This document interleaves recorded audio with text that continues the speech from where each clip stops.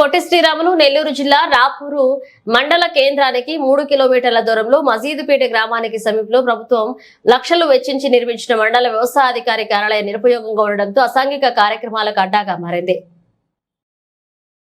చుట్టూ కంప చెట్లు పిచ్చి మొక్కలు నిండి భయానకంగా తయారైంది. నేషనల్ హైవే 565 రోడ్డుకు పక్కనే ఉండడంతో మందుబాబులకు ఆవాసంగా మారింది.